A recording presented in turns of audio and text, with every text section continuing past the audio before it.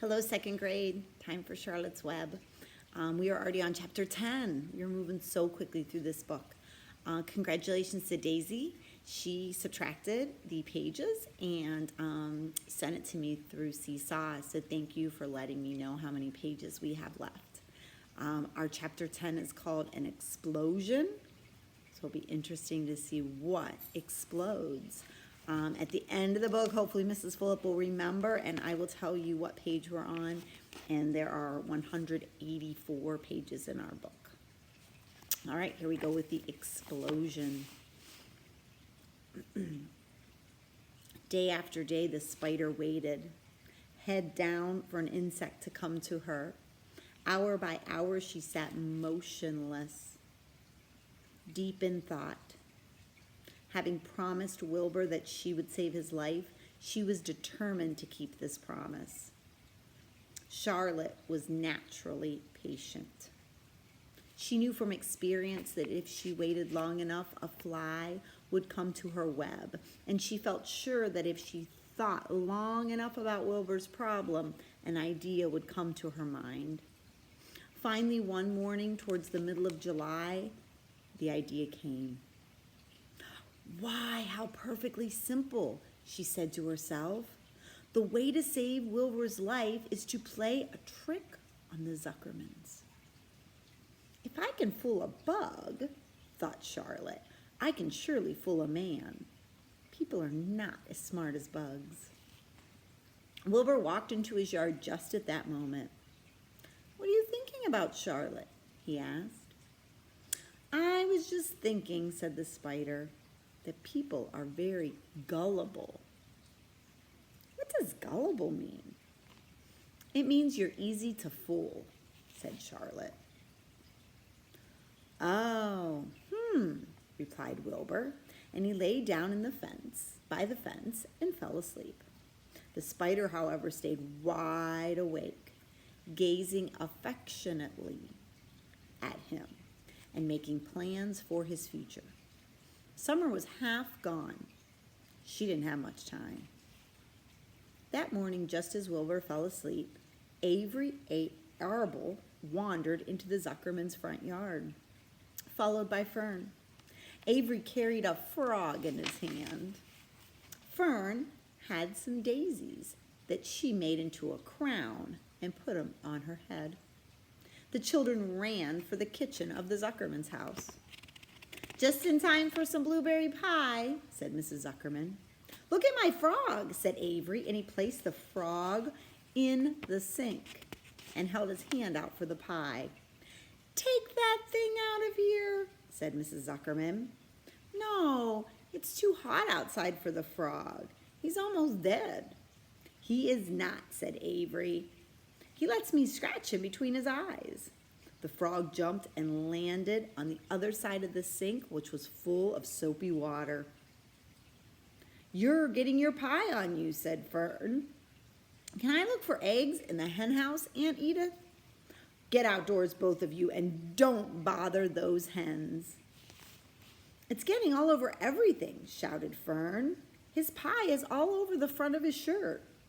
"Come on, Frog," cried Avery. He scooped up his frog. The frog was kicking, and it splashed soapy water onto his blueberry pie. "Ugh, another crisis," groaned Fern. "Let's just go swing on the swing," said Avery. The children ran out towards the barn. Mr. Zuckerman had the best swing around. It was a single long piece of heavy rope tied to the beam over the doorway. At the bottom end of the rope was a fat knot, so fat you could sit on it. It was arranged so you could swing without being pushed. You climbed the ladder to the top of the haystack, then holding to the rope, you stood at the edge. You looked down.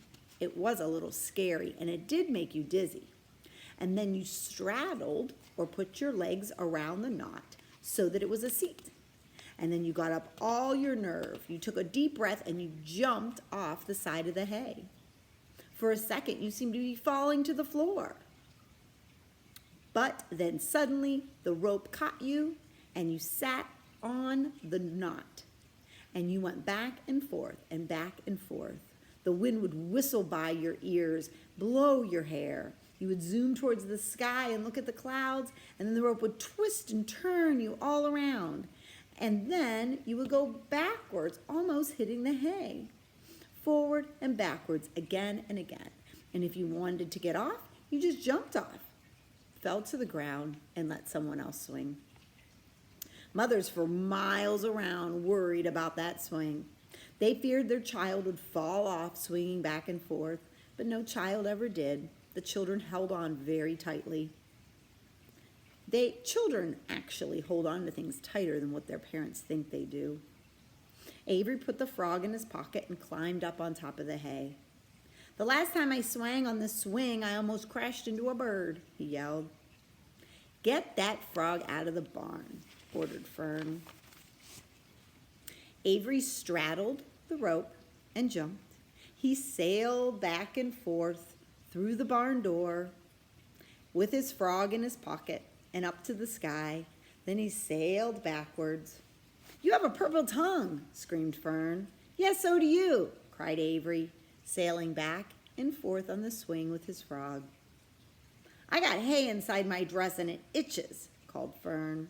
"Well, then scratch it," yelled Avery as he sailed back and forth.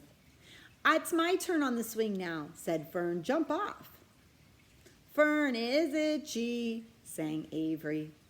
When he stopped, he jumped off and he threw the swing up to his sister. She shut her eyes tight and she jumped. She felt the dizzy drop, and then she felt the knot that she was going to sit on. When she opened her eyes, she was looking up into the blue sky and sailing back and forth on the swing. They took turns. They spent an hour swinging.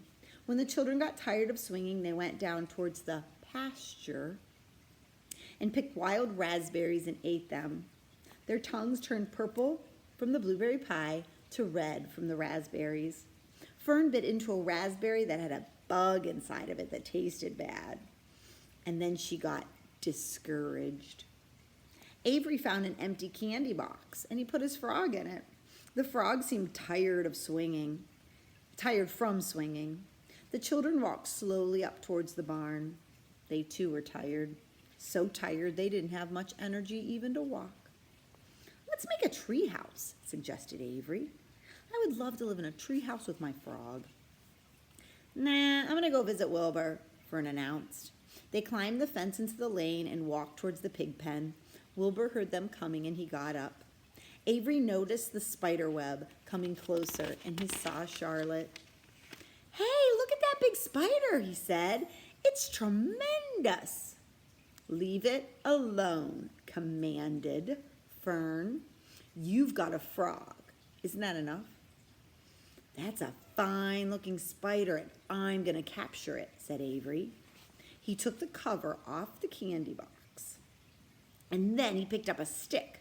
"I'm going to knock that spider down so it lands in my box," he said. Wilbur's heart almost stopped when he heard what was going on. This could be the end of Charlotte if the boy succeeded in catching her. "You stop it right now, Avery," cried Fern. Avery put one leg over the fence of the pig pen. He was just about to raise his stick and hit Charlotte when he fell and landed into the edge of Wilbur's trough. The trough tipped over and Avery came down with a boom. The goose egg was right underneath the trough when it fell over. There was an explosion as the egg broke, and there was a horrible, rotten egg smell. Fern screamed. Avery jumped up to his feet. The air was filled with a terrible smell from the rotten egg. Templeton, who was sleeping in his home, climbed away from the barn. "Oh my," screamed Avery. "Oh my, what a stink. Let's get out of here." Fern was crying. She held her nose and ran towards the house. Avery ran after her, holding his nose as well. Charlotte was relieved to see them go. Whew, she just escaped. Later on that morning, the animals came up from the pasture. The sheep, the lambs, the gander, the goose, and the 7 goslings. There were many complaints about the awful smell, and Wilbur had to tell the story over and over again about how it happened, of how Avery had tried to capture Charlotte, and how the smell of the broken egg made them leave the barn just in time. It was that rotten goose egg that saved Charlotte's life. If that hadn't exploded, Avery would have tried again to knock her down with the stick. The goose was proud of being involved in the adventure. "I am delighted that that egg never hatched," she said. Templeton, of course, was miserable. He lost his beloved egg, but he couldn't resist boasting. "It pays to save things," he said in his surly voice. "A rat never knows when something's going to come in handy. I don't throw anything away." "Well," said one of the lambs, "this whole business is all well and good for Charlotte, but what about the rest of us? The smell is unbearable. Who wants to live in a barn that is perfumed with rotten eggs?" "Don't worry, you'll get used to it," said Templeton. He sat up and pulled at his long whiskers, and then he crept away to visit the dump.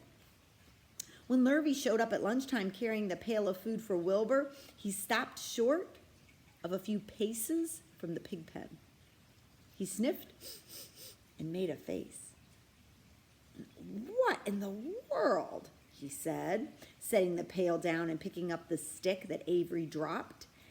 And he picked the trough back up and set it upright. "Oh," he said, "phew! I might have known. There's a rat's nest under this trough. I hate rats." Lurvy dragged Wilbur's trough across the yard, kicked some dirt onto the rat's nest, buried the broken egg in the yard and everything else that was in Templeton's rat nest. Then he picked up the pail. Wilbur stood in the trough, drooling because he was so hungry. Lurvy poured the slops, and they ran down the pig's eyes and ears as he pushed his face in it. Wilbur grunted. He gulped. He ate and ate and ate, making swishing and swooshy sounds. He was anxious to eat everything at once. It was a delicious meal. There was some milk, some leftover pancakes, a half a donut, a little bit of squash, 2 pieces of toast, a little bit of a cookie, a little bit of fish, an orange peel, some noodles from chicken noodle soup, a little bit of cocoa, a little bit of a jelly roll, a little bit of a piece of paper from the garbage can, and a spoonful of raspberry jello. Wilbur ate heartily. He planned to leave half of a noodle and a few drops of milk for Templeton. Then he remembered the rat was useful in saving Charlotte's life, and that Charlotte was trying to save his life. So he left a lot of food. He left the whole noodle instead of just a half. Now the broken egg was buried, the air was cleared, and the barn smelled good again. The shadows were getting longer as evening came. On her web, Charlotte sat, eating a horsefly and thinking about the future. And after a while, she fell asleep herself. Then she woke up and descended to the center of the web, and there she began to cut some of her thread. She worked slowly and steadily while the other creatures slept. None of the other ones, not even the goose, noticed that she was up in her web working. Deep in his soft bed, Wilbur snoozed. Over in the favorite corner, the goslings were whistling a song. Charlotte tore a section out of her web, left an open space in the middle, and then she started weaving back and forth and back and forth. When Templeton got back from the dump around midnight, the spider was still weaving. And that's the end of chapter 10. We ended on page 76, and Mrs. Fulop said that there was 184 pages. So 184 pages, we stopped on page 76. How many pages do we have left? Hope to hear from you guys soon on Seesaw with your response, your answer. And I will be back tomorrow to read chapter 11, called The Miracle. Wonder what the miracle is going to be. Thanks, second grade.